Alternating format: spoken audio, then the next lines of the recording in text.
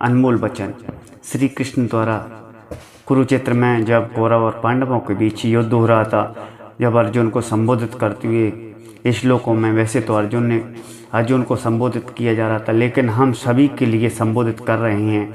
हम सभी को ये सिखाना चाह रहे हैं कि इन श्लोक में आपको निश्चित रूप से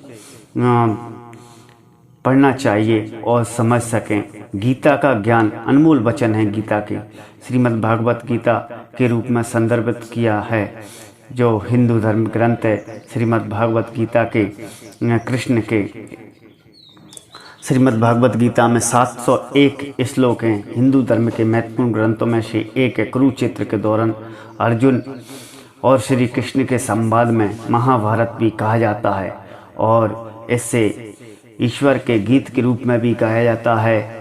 और श्रीमद् भागवत कथा की कहानी, श्रीमद् भागवत गीता की कहानी शुरू होती है जहां अर्जुन लड़ने के लिए तैयार हैं, लेकिन यह हिचकिचाता और अपने दोस्तों और रिश्तेदारों हैं, वे मर जाएंगे, यह घोर पाप होगा, इस लड़ाई में कुछ हासिल नहीं होगा, भले ही अपना राज्य वापस ना मिले, फिर भी भगवान उन्हें कर्म ज्ञान और भक्ति योग के साथ साथ देवतत्व की प्रकृति, मानव जाति का अंतिम सत्य और नश्वर जीवन का उद्देश्य सुनाती हैं, उद्देश्य समझाती हैं। श्रीमद् भागवत गीता उदाहरण उद्भव हिंद।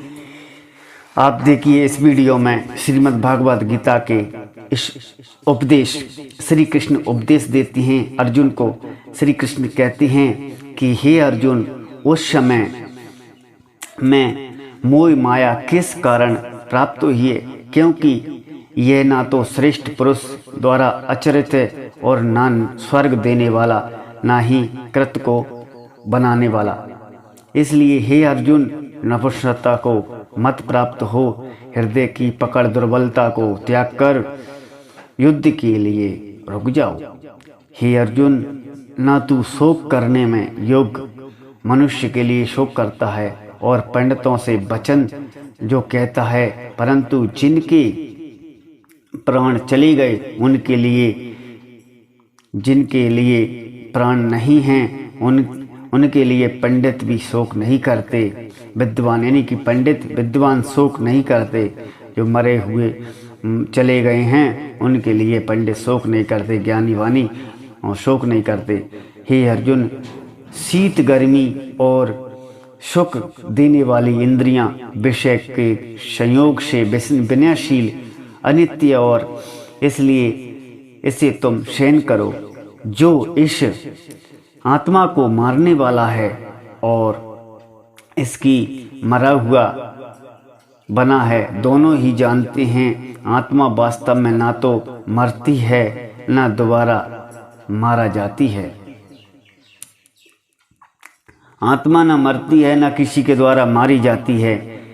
ये आत्मा किसी काल को न जन्मता है ना मरता है और ना ही अधिकार का दावा होकर, क्योंकि यह जन्म नृत्य सनातन प्राचीन शरीर में मारे जाने पर भी नहीं मारा जाता।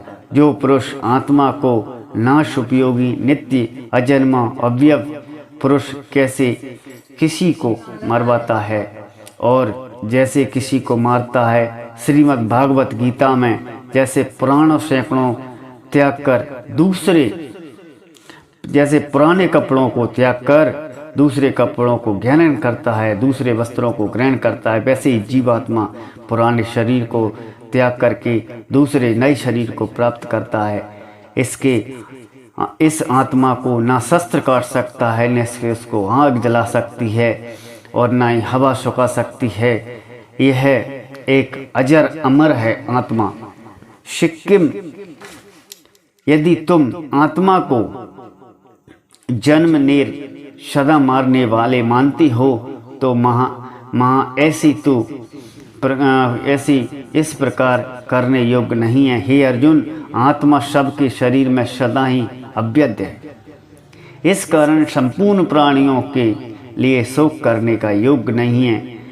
या तो युद्ध में चढ़कर स्वर्ग को प्राप्त करेगा या संग्राम में जीतकर पृथ्वी का राज्य भोगेगा। हे अर्जुन, युद्ध के लिए दृढ़ संकल्प करके खड़ा हो जा। जय पराजय, हानि लाभ हानि, सुख दुख समान समझकर उसके बाद युद्ध के लिए तैयार हो जाओ।